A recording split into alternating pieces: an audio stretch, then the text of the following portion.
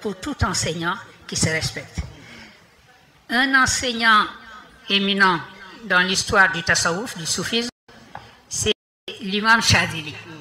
L'imam Chadili, que nous autres dans la Tijaniya tenons en haute estime parce que nous lui devons en particulier une prière qui est prisée par les Tijani, qui est le Hizbul Bahr.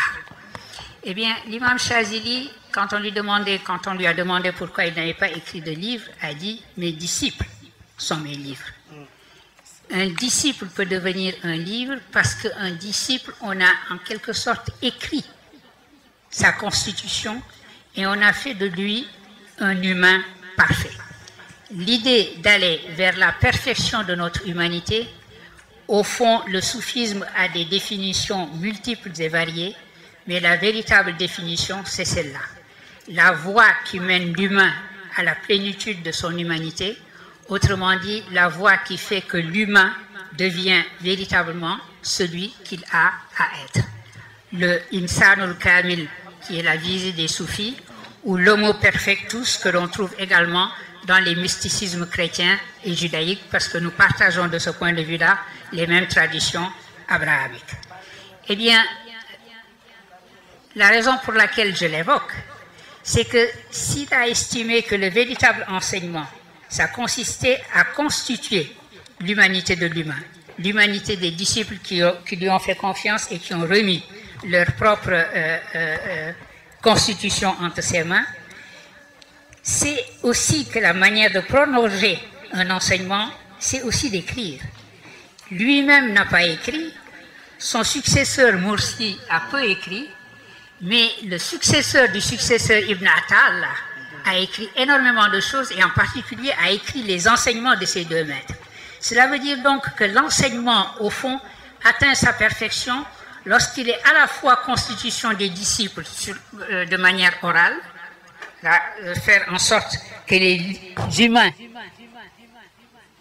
que l'on forme deviennent de véritables livres, mais également en laissant les ouvrages.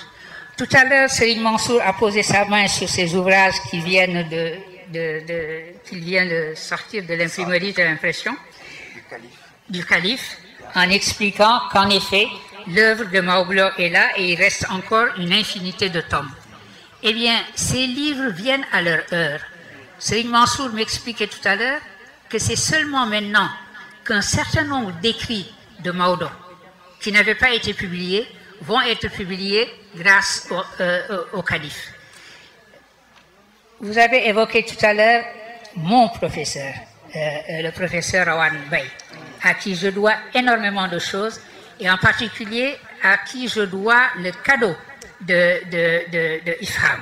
Ifham al-Munkir al-Jani, c'est lui qui me l'a offert, c'est lui qui l'a publié évidemment, annoté, commenté. Il me l'a également offert avec sa dédicace, que Dieu le maintienne longtemps parmi nous et lui accorde la santé. Eh bien, c'est la raison pour laquelle lorsque j'ai été invité par cette daïra à participer à cette hadra, je me suis dit que la meilleure chose que je pouvais faire, c'était au fond, simplement, d'ajouter quelques mots à partir des lectures que j'essaie de faire de cet ouvrage capital que vous avez indiqué. Et le point que je voudrais évoquer, mais encore une fois très rapidement parce que j'ai envie d'écouter Serigne Mansour à nouveau, eh bien le point que je voudrais évoquer, c'est la discussion qui est faite par Maodo d'un vieux problème, d'une vieille question dans l'histoire intellectuelle et spirituelle de l'islam, qui est la question des attributs de Dieu. Vous savez que les écoles théologiques de l'islam se sont constituées sur un certain nombre de problèmes qui se sont posés à partir de la fin du 7e siècle, à partir du moment où non seulement le prophète sallallahu alayhi wa sallam, mais également les khulafa rashidun avaient été rappelés à Dieu. Les grandes questions qui s'étaient posées étaient les suivantes. Premièrement, la question de la prédestination. Est-ce que l'humain est libre d'agir comme il agit, ou bien est-ce que tout est écrit et l'humain ne fait que suivre un script qui a déjà été établi? cette question de la prédestination était une question lourde de sens. Parce que ce sont des questions que vous ne pouvez pas simplement régler en disant nous allons nous rapporter au texte et le texte va décider. Parce que si vous lisez le Coran, vous pouvez parfaitement sortir des versets coraniques qui semblent parler en faveur du libre arbitre humain, comme vous pouvez sortir des versets coraniques qui parleront de prédestination. Et donc, c'est comme si la question était indécidable dès lors qu'elle était confiée à la simple vérification textuelle de ce qu'en dit la parole de Dieu. Une autre grande question, et c'est à celle-là que je voulais venir, était précisément la question des attributs. Quel est le lien entre l'essence divine et les attributs divins? Est-ce que ce lien est un lien qui ferait que les attributs de Dieu sont des attributs réels?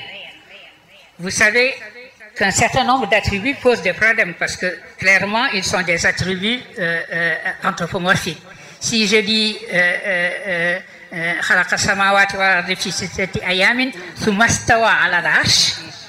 est-ce que Sumastawa ala l'arche, ça signifie que Dieu s'assoit sur le trône de la manière dont nous sommes assis sur les fauteuils confortables qui ont été mis à notre disposition? Ou bien si le Coran dit Yadullah fawqa aydihim, est-ce que Dieu a une main? Ou bien est-ce que Dieu a une face, etc. Alors ces attributs-là qui sont anthropomorphiques, évidemment, paradoxalement sont ceux qui posent le moins de problèmes parce que tout le monde convient qu'il s'agit de les interpréter. On ne peut pas les interpréter à la manière dont nous entendons par exemple qu'un humain s'assoit ou qu'un humain a une main ou qu'un humain a une face. En revanche, que faire des autres attributs? Dire qu'il est Hayyul Qayyum. Est-ce que sa vie, en étant Hayy, c'est à penser sur le modèle de la vie qui serait la nôtre ici? Est-ce que d'autres attributs, même comme la puissance, le savoir, etc., ont quelque chose à voir avec leur équivalent dans le monde humain? Autour de cette question-là, encore une fois, vous ne pouvez pas véritablement décider simplement en donnant des citations coraniques. Parce que pour les citations coraniques, vous trouverez aussi bien celles qui vous disent que Dieu est au-dessus de toute attribution. Ou alors, vous trouverez des versets également qui vous disent qu'à lui sont les plus beaux noms et qui vont les énumérer, etc. Et donc, vous aurez tous ces attributs-là. Et la raison pour laquelle les écoles théologiques se sont divisées sur cette question, c'est que, encore une fois, ces questions étaient indécidables. Vous ne pouvez pas simplement dire reportons-nous au texte et le texte dit de manière péremptoire voici ce qu'il en est. Et en même temps, vous avez le sentiment que quelque chose de profond se joue sur le plan intellectuel et sur le plan spirituel. Les écoles se sont partagées en étant les unes pour les unes en adoptant les positions les plus rationalistes qui soient et les autres les positions les plus littéralistes qui soient. Eh bien, c'est cette question que visite Maudo dans le chapitre 5 de Ifham. Le chapitre qu'il intitule « Réfutation des critiques ». On est revenu tout à l'heure sur la réfutation des critiques parce que c'est le chapitre dans lequel il répond à tous ceux qui disent qu'un vicle en queue ne devrait pas exister.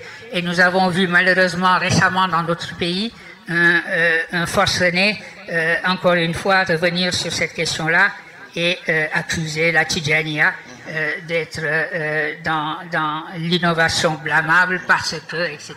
Je ne reviens pas sur ces questions-là, ce n'est pas nécessaire de polémiquer. Mais c'était la raison d'être aussi de ce livre, puisque son titre lui-même, Réduction au silence, comme l'a traduit le professeur Awan, Réduction au silence du dénégateur, c'est une réponse à ce genre de critique.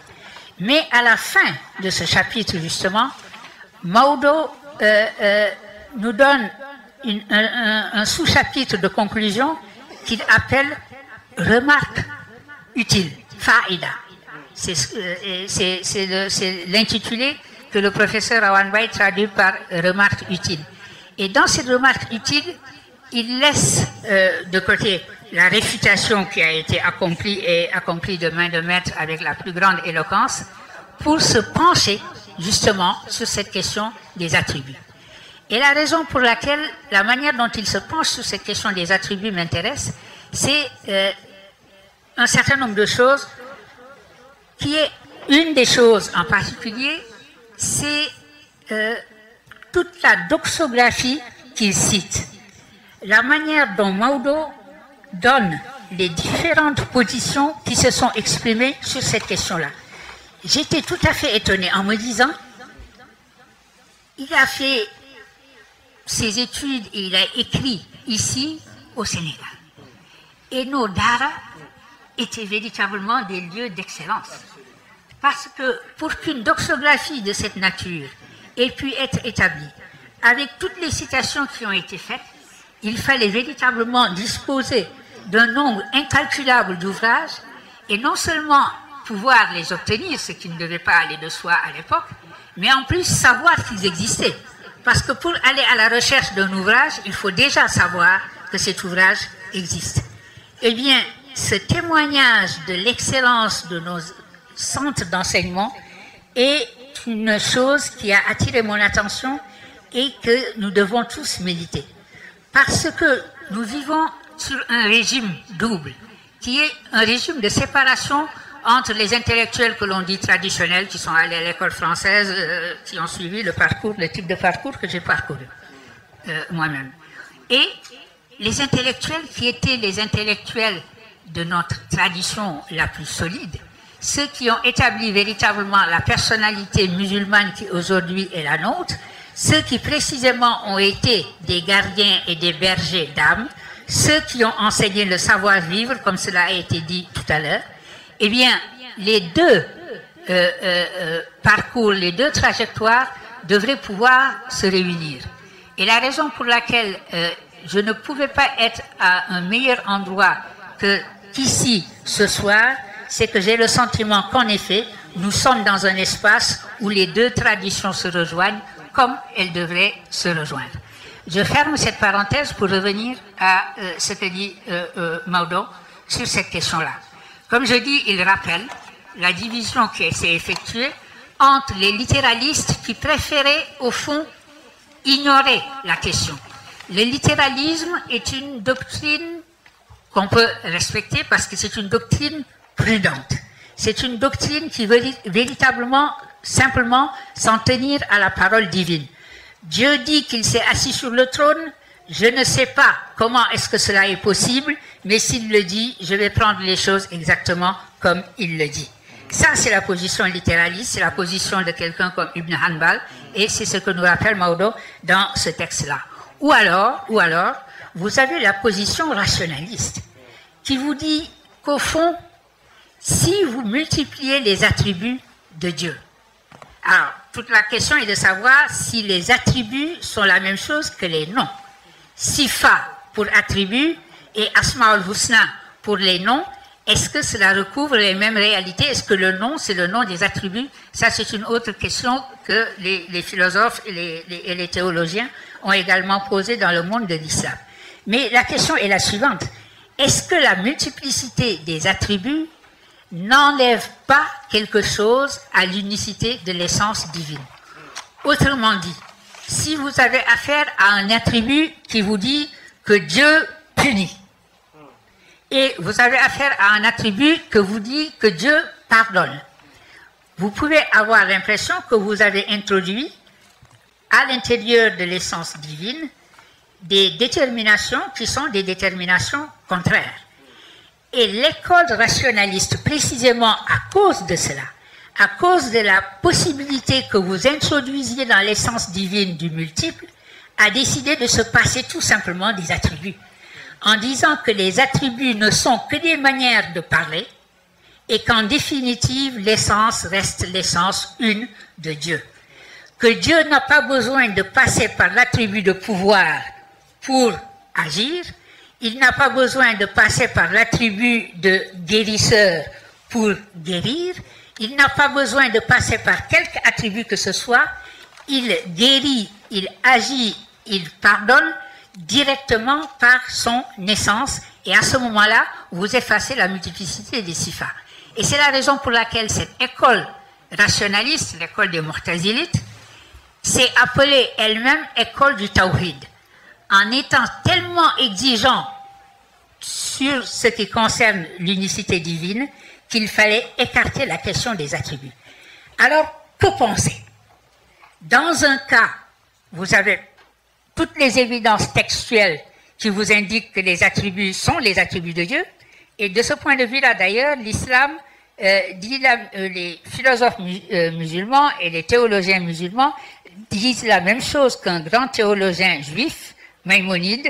Maïmonide a dit de manière fameuse, la Torah est faite pour les enfants d'Adam.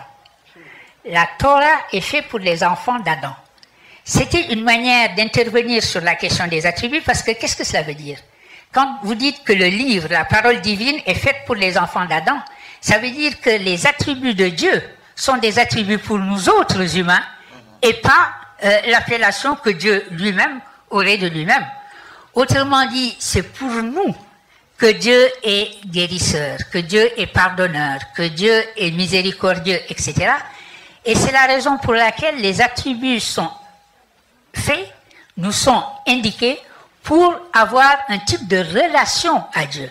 Le Dieu des Mu'tazilites est un Dieu bien trop abstrait, un Dieu qui serait sans attributs, un Dieu que je ne pourrais pas appeler, un Dieu que je ne pourrais pas prier. Eh bien, ce Dieu serait un Dieu enfermé en lui-même, enfermé dans son unicité et sans relation avec nous.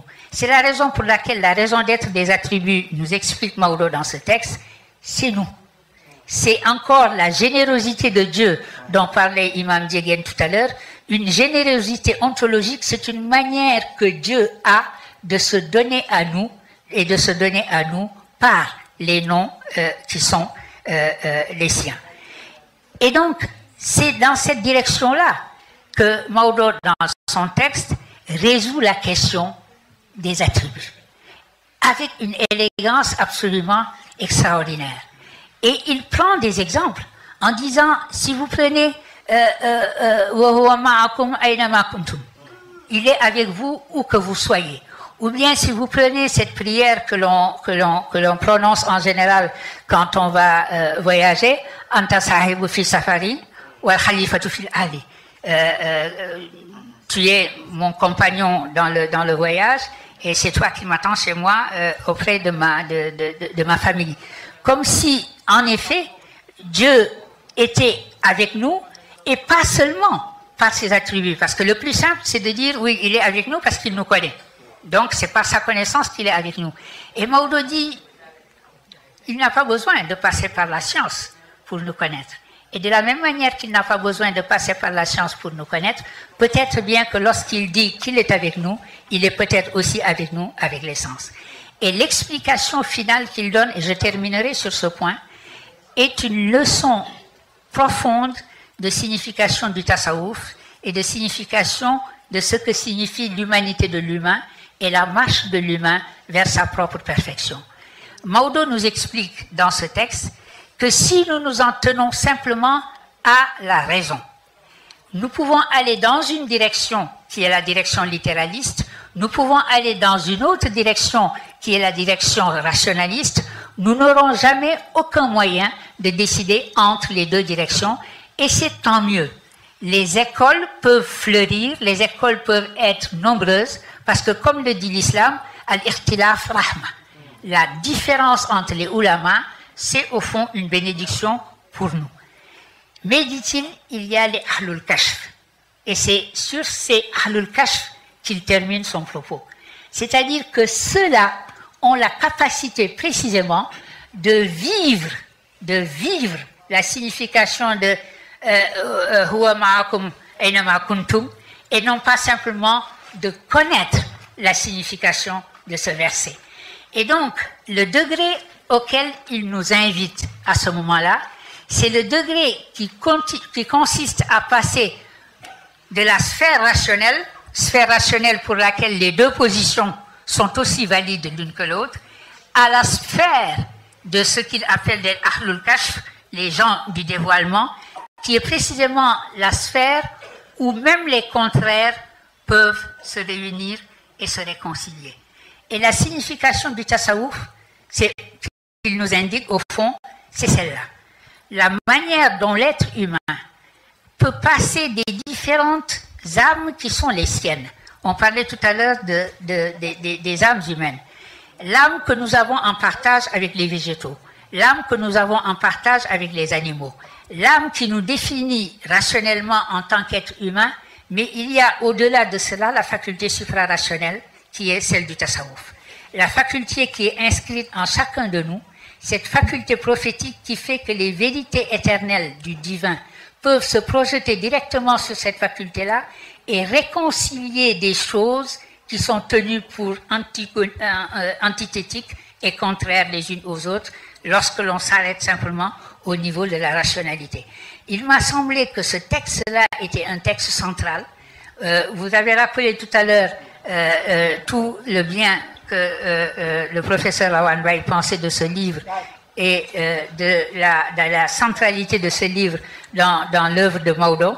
Je pense qu'en effet, la prochaine fois, Inch'Allah, que dans mon enseignement de philosophie islamique, je réenseigne les attributs, la différence entre les attributs et les essences, j'aurai là le texte qui me permettra de conclure mon enseignement.